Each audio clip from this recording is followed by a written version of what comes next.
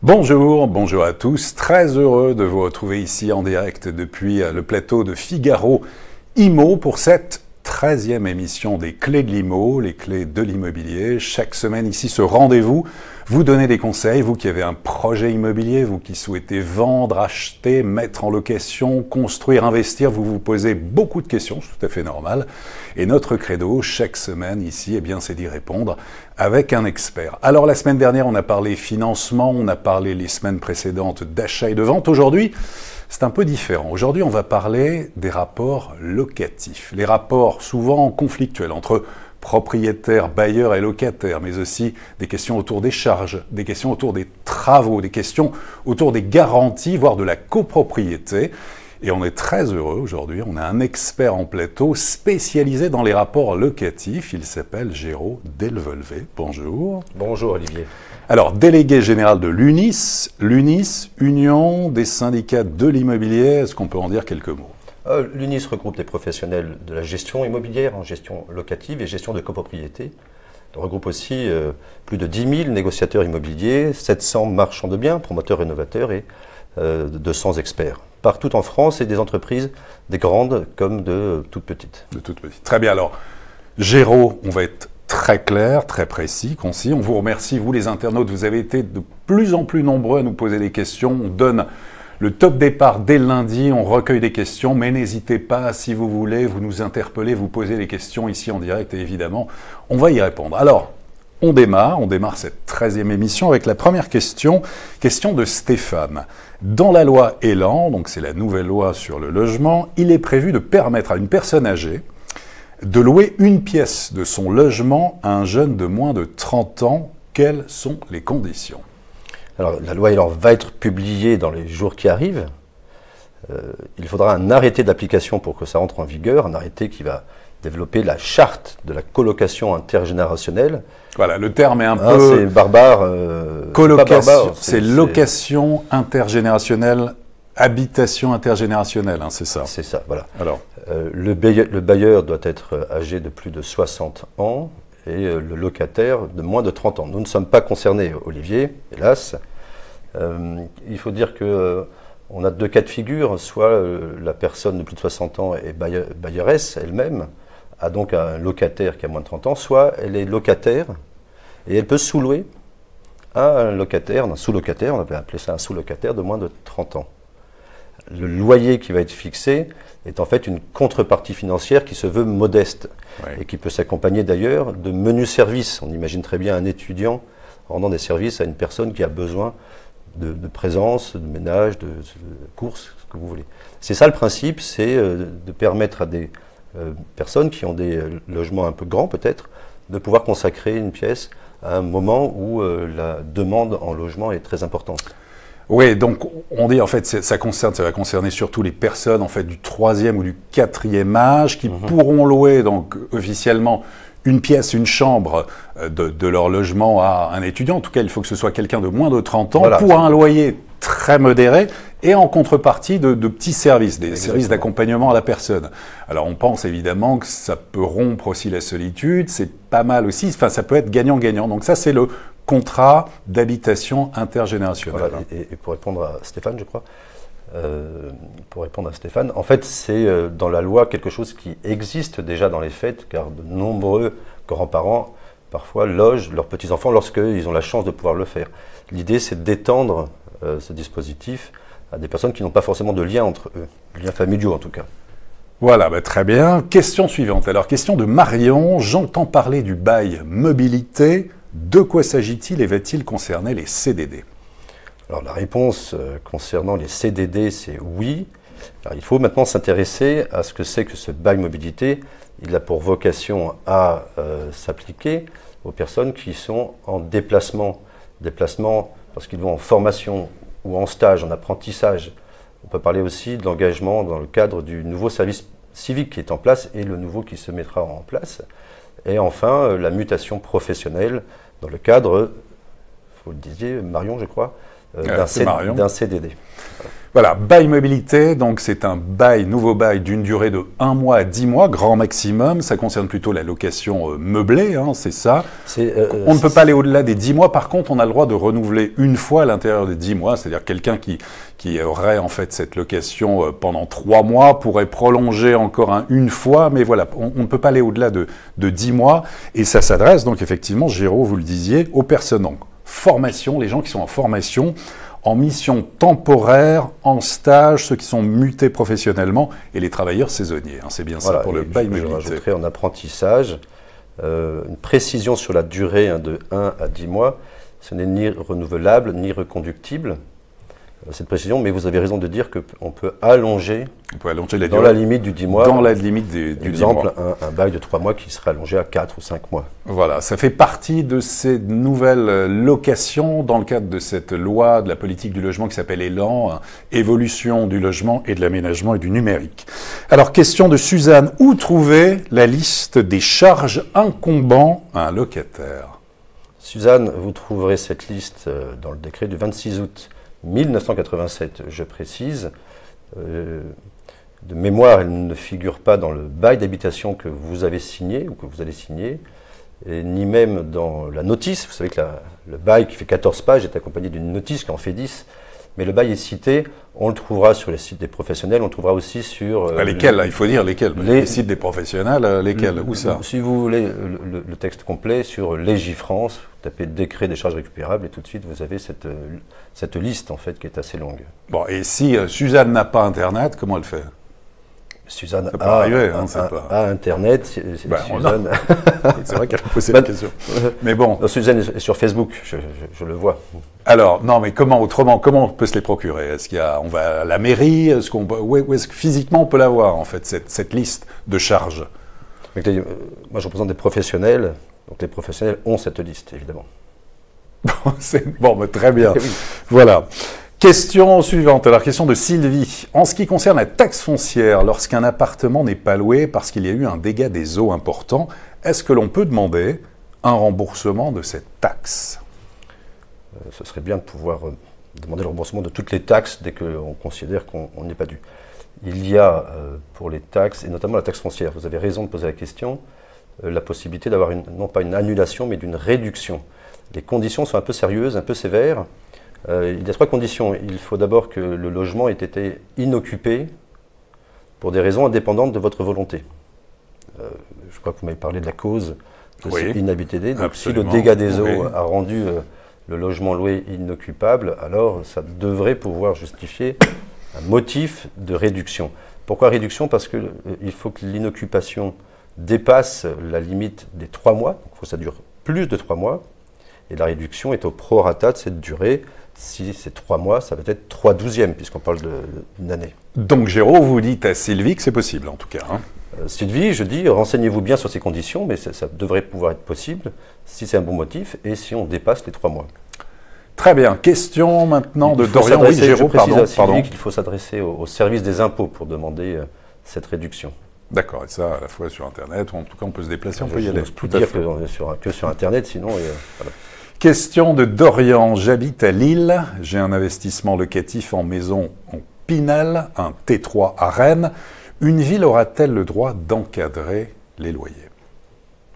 La loi Élan va relancer la possibilité, ça ne va pas être une obligation d'encadrer les loyers, elle le donne à toute communauté de communes, on appelle ça ECPI, communauté de communes, dans les zones tendues. Précision, contrairement à ce qu'avait prévu la loi Allure, ce sont les communautés de communes ou les métropoles qui pourront le faire. Les communes seulement, toutes seules, ne pourront pas le faire à l'exclusion de quelques cas limitamment énoncés dans la loi Élan. Je pense Paris pourra encadrer tout seul.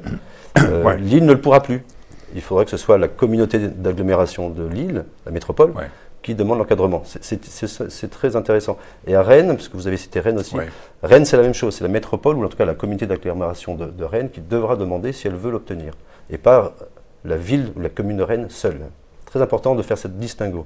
Très bien, donc on peut dire en tout cas, à Dorian, pour ce qui est dans le neuf, les loyers sont déjà plus ou moins plafonnés. Par contre, dans l'ancien, vous avez dû entendre parler effectivement qu'il allait y avoir un retour de l'encadrement des loyers. L'encadrement des loyers était appliqué avant à Paris et Lille. Ça a été annulé pour des raisons administratives. Maintenant, la loi Elan va le permettre de nouveau en décorrélant en fait deux choses. D'un côté, l'observation des loyers, c'est-à-dire qu'on pourra observer des loyers, l'évolution des prix dans des villes, et puis l'encadrement des loyers à part. Et là, des villes pourront se saisir du fait de l'appliquer. Alors, on pense évidemment au municipal de 2020. Ça peut être même un argument politique. Certains maires de villes pourront dire, dans ma ville, j'estime qu'en fait les loyers sont beaucoup trop élevés. Il faut voir si l'on peut appliquer cette mesure d'encadrement des loyers qui serait expérimentée pour une durée de 5 ans. Voilà, pour une durée de 5 ans. Mais donc, c'est possible, c'est quelque chose qui va revenir. On sait d'ores et déjà qu'à Paris et à Lille, il y aura de nouveau l'encadrement des loyers, sans doute à partir de début 2019, en fait, ça va revenir. Pour les autres villes, on n'en sait rien. Ça va dépendre du bon vouloir des maires. Pas aussi loin que vous. Paris a exprimé sa volonté. Oui. Mais Lille, comme je le disais, c'est la métropole. En tout cas, c'est la communauté d'agglomération et pas uniquement la commune. Et là, la volonté politique est-elle encore en volonté d'encadrer? C'est pas dit. C'est pas dit. Bon, mais là c'est autre chose, c'est un débat politique, mais en tout cas, sur l'encadrement des loyers. Voilà, potentiellement, expérimentation de 5 ans, c'est quelque chose qui peut revenir dans les villes, en tout cas dans l'ancien, puisque dans le neuf, les loyers sont déjà plafonnés. Sibylle, qui nous demande, le bail numérique va-t-il faciliter les locations? Sibylle est extrêmement bien documentée pour employer cette expression de bail numérique. La loi Elan, en réalité, prévoit une ordonnance pour agréer des plateformes d'assistance, d'aide à la rédaction de baux en ligne. Donc c'est quoi? C'est un outil technique, en ce sens, c'est innovant, ça peut entraîner une simplification. Ça va surtout générer pour l'État la remontée de données. L'État ne peut pas conduire une politique s'il n'a pas les données précises sur un marché qui échappe à son radar aujourd'hui. Les professionnels alimentent, les particuliers aujourd'hui ne sont pas tenus. Cette plateforme, ce que vous appelez le bail numérique, va le permettre. Mais à partir de là, on pourrait imaginer greffer dessus, et les professionnels le font déjà pour leur portefeuille, tout un tas de services liés à la relation locative. C'est l'intérêt de l'intermédiation que nous mettons en place. Alors donc là aussi, le bail numérique, ça veut dire concrètement qu'on pourra télécharger en ligne les contrats de location, et donc c'est une bonne avancée, c'est-à-dire aussi là, moins de papier, en tout cas à se fournir chez les professionnels et tout ça, on pourra télécharger en tout cas en ligne. Ça va vers la simplification, vers la dématérialisation, c'est ça, enfin je pense qu'a voulu le gouvernement. Là ça fait partie aussi des nouveautés du cadre de la loi Elan. On reste dans une tendance de progression de l'innovation. Il y a déjà eu un bail type, et à partir du moment où on a un bail type, c'est-à-dire une espèce de trame, on peut, et c'est déjà le cas dans beaucoup de cabinets, le mettre sur plateforme numérique, signature électronique, etc. Ça, oui. Voilà. D'accord. Et c'est une façon, vous dites aussi, le formalisme, d'avoir aussi beaucoup de données sur la location et tout ça. D'ailleurs, à propos de données et de location, on entend parler de permis de louer. Permis de louer, c'est nouveau. Est-ce que vous pouvez en dire plus? C'est pas tout à fait nouveau. C'est la loi Allure qui l'avait institué. Ça permet aux communes qui le souhaitent de définir un périmètre dans lequel, avant de mettre en location un bien, il faut le déclarer, obtenir une autorisation préalable délivrée par la mairie. Quelques communes l'ont fait déjà, notamment en agglomération parisienne, mais pas que. Ce qui est nouveau, en revanche, et Olivier, vous avez raison de poser le débat, c'est la loi Elan, qui va publier encore imminemment, justement, pour lequel il avait été prévu que ce soit sans frais pour le bailleur. Oui, voilà. Mais malheureusement, le Conseil constitutionnel vient d'annuler cette disposition il y a 3 jours pour des motifs de juste procédure législative qui n'ont rien à voir avec le fond, qui était un bon fond. Oui, alors juste pour compléter, effectivement, Géraud, ça permet, puis ça résonne aussi par rapport à ce qui s'est passé à Marseille sur l'immeuble effondrement.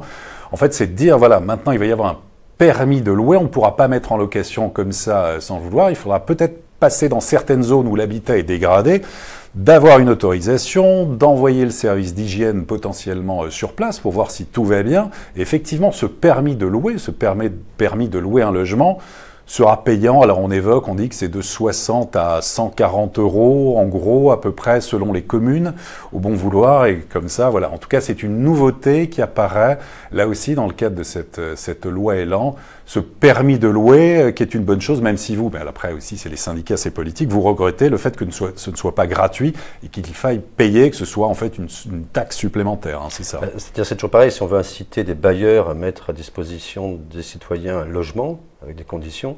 Dès qu'on rajoute des taxes ou qu'on augmente des frais, ça freine, bien évidemment.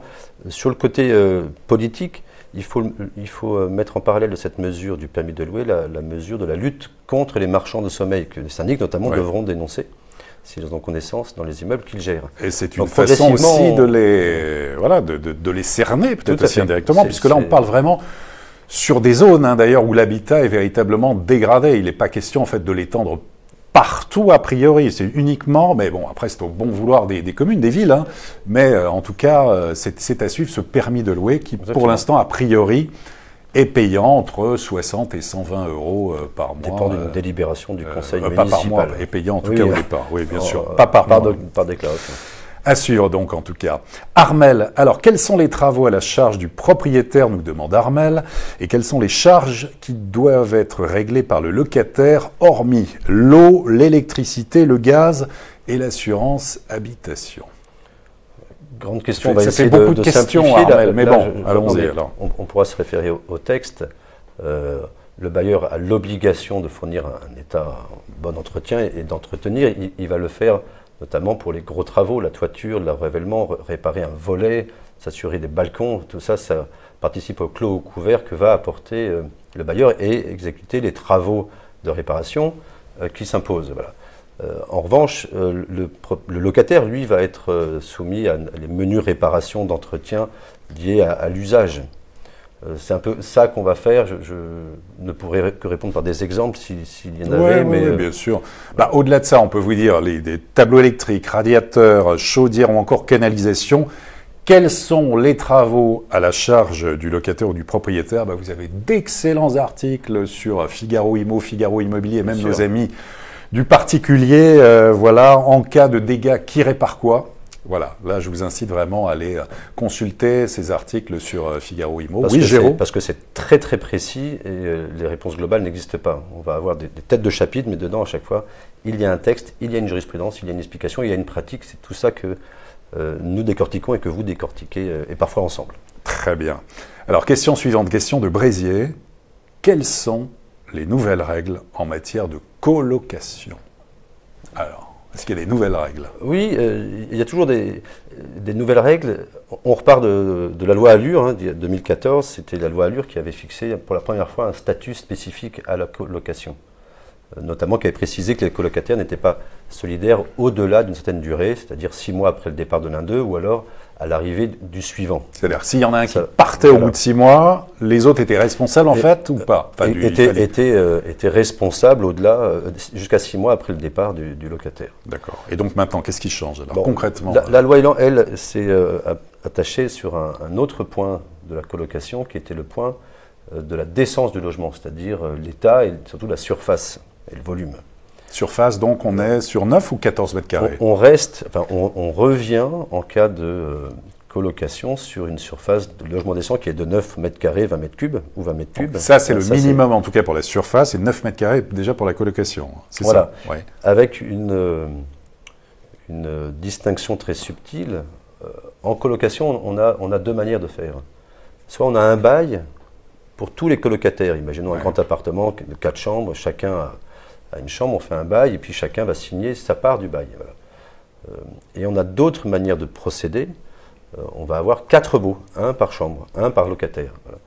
Dans ce cas, la loi Elan dit que chacun des baux doit respecter le logement décent, donc chaque pièce doit faire l'objet d'une surface minimum de 9 mètres carrés, 20 mètres cubes, etc. Chaque pièce. Voilà. D'accord. On est d'accord. Chaque pièce, donc minimum 9 mètres carrés pour. D'accord. Et autrement, la colocation, notamment dans le volet ou le secteur social, ça va s'ouvrir aussi, je crois. Là-dessus, la loi Elan prévoit différentes choses pour l'ouvrir. Sur la base du Olivier, volontariat. merci de cette question. Je m'attache particulièrement au secteur privé, mais effectivement, le logement social s'ouvre à beaucoup plus de demandes. Voilà.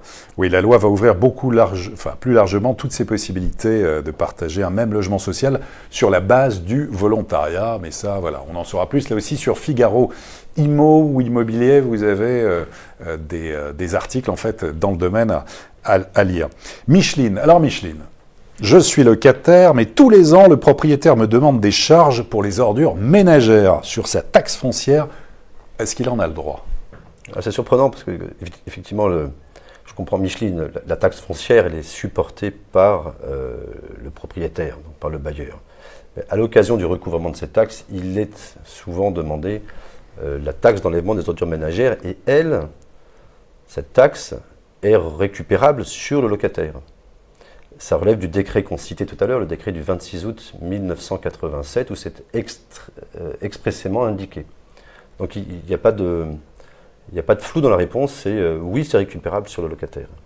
Sûr, très bien.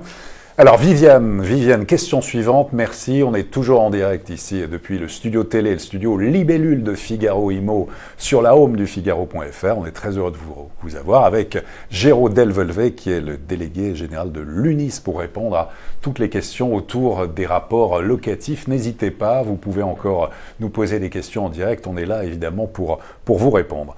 Question reçue, c'est une question de Viviane. Je loue 3 mois, d'avril à juin en courte durée, j'ai payé tout à l'avance. Si pour une cause grave, je dois annuler, est-ce que je perds tout? Et quelle responsabilité avec la copropriété est-ce que je suis concerné, nous demande Viviane. Viviane, si j'ai bien compris, je pense que vous êtes locataire, enfin que vous avez en tout cas voulu être locataire d'un logement touristique ou meublé, et que vous avez donc versé une somme en avance pour une période de 3 mois. J'imagine que c'est le cas de figure, peut-être pas touristique d'ailleurs du tout, pardon, d'entrer dans cette spécificité. Bon, le point de droit est le suivant, on distingue les arts et les acomptes. Ce sont des sommes qu'on verse à l'avance. Et ce n'est pas le même régime derrière. Lorsqu'on verse des arts et qu'on ne va pas honorer, qu'on va annuler ce contrat, on perd les arts, mais on ne perd que les arts versés. On n'a pas à régler le reste de la période. En revanche, si ce sont des acomptes, c'est différent. On perd les acomptes, mais aussi on doit régler le reste de l'engagement, le reste des loyers d'engagement. Donc c'est très important de vérifier dans votre bail la clause qui qualifie d'acompte ou d'art la somme que vous avez versée. S'il n'est rien indiqué, on considère que c'est des arts. C'est quand même plus prudent, c'est quand même plus avantageux, entre guillemets, parce que je considère que la cause de votre annulation doit être sérieuse. Alors sachez qu'aussi en cas de force majeure, et là encore il faudra affiner cette notion, en cas de force majeure, on peut revenir sur l'intégralité du contrat, mais ce sont des conditions extrêmement précises, à voir au cas d'espèce. Mais bien revoir un peu, Géraud notamment, la différence entre les arts et l'acompte, oui, c'est important de le répéter. Allons-y. C'est important pour Viviane et c'est important pour nous tous qui allons régulièrement, peut-être réserver. Pour vous, hein. Non, justement, je me suis dit, mais tiens, moi je ne fais jamais ça. Mais c'est bon. Donc des arts, quand on verse des arts et qu'on annule ensuite le contrat, on perd les arts, on perd la somme qualifiée d'art. Mais on n'est pas engagé pour le reste. En revanche, si c'est qualifié d'acompte, on perd l'acompte et on perd les engagements, c'est-à-dire les sommes d'argent qu'on aurait dû payer si on avait utilisé le bien jusqu'au bout. C'est très important de se souvenir de cette subtilité avec des mots un peu toujours barbares. On est vraiment dans un maquis réglementaire avec des notions un peu compliquées, je trouve. Non, mais en tout cas, c'est très clair. Merci beaucoup. Bon. Et la clarté sera la réponse aussi pour Ada. Ada qui demande « Voici un an que j'ai subi un dégât des eaux. Le bailleur doit faire des travaux après la visite d'un expert de son assurance et du mien. Je n'ai toujours pas de réponse, si ce n'est « On attend le chiffrage des travaux. Que puis-je faire ?» D'abord, moi, ça me choque d'attendre un chiffrage des travaux pour un dégât des eaux, mais parce que ça fait plus d'un an, si on entend Ada. Le bailleur est obligé de fournir un logement dans lequel on peut habiter dans des conditions dignes et confortables. La situation que vous décrivez ne l'est pas, manifestement. On aurait deux solutions. Une solution contentieuse, on peut saisir le tribunal d'instance qui est chargé d'appliquer le bon respect des obligations des uns et des autres, notamment celle du bailleur en l'occurrence, donc le tribunal d'instance.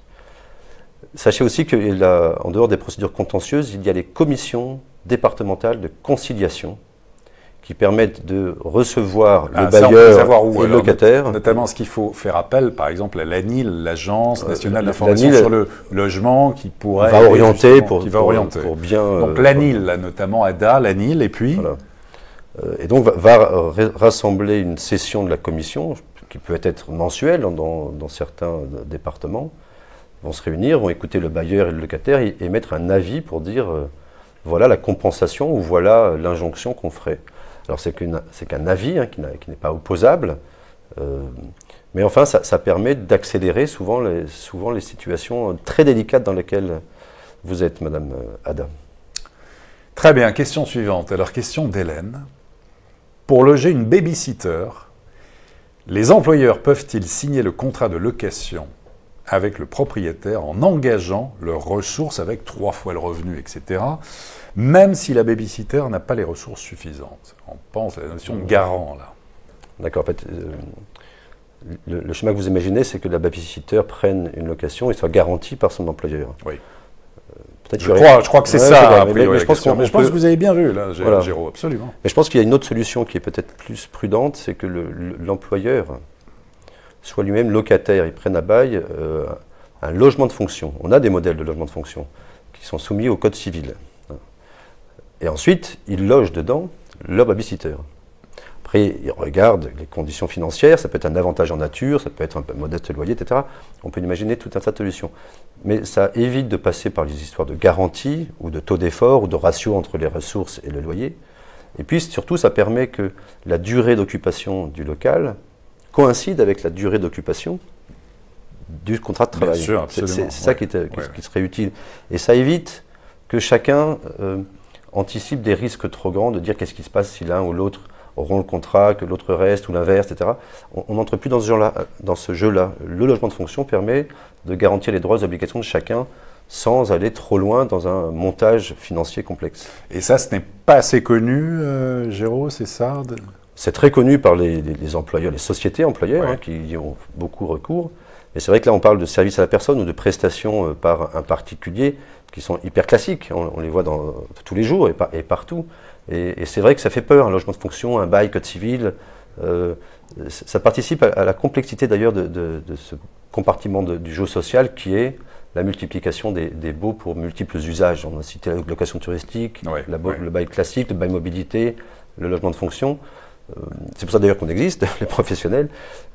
Aujourd'hui, on trouve beaucoup de renseignements en ligne, mais je suis vraiment impressionné par la qualité et la variété des réponses et des questions surtout que posent vos internautes. Des réponses, évidemment, des réponses, je suis pas surpris, féliciter, parce que c'est très bien, c'est la première fois qu'on abordait en tout cas ce thème des rapports locatifs. D'ailleurs, vous, au sein de l'UNIS, vous avez énormément de questions justement de ce type ou de personnes qui sont un peu perdues comme ça. Vous retrouvez un petit peu ce type de questions? Oui, parce que nos mandants, le propriétaire qui vient voir un administrateur de biens pour dire voilà, j'ai un appartement, qu'est-ce que je peux en faire, le professionnel va lui proposer la situation qui répond le mieux à sa situation. Notamment ceux qui hésitent à aller dans une location classique de 3 ans renouvelable, etc., à long terme. On va peut-être, s'il est en attente d'un enfant qui finit ses études, où il prévoit lui-même d'être muté à l'étranger, on va lui proposer peut-être un bail mobilité. Pourquoi pas, ça peut être une solution. Voilà, oui, ça fait partie de toutes ces nouvelles choses qu'on a évoquées aujourd'hui, que l'on reverra. On vous tiendra évidemment au courant. Le bail mobilité, ce permis de louer, l'encadrement des loyers, il y a quand même pas mal de choses nouvelles qui arrivent avec cette loi Elan, évolution sur le logement, l'aménagement et le numérique.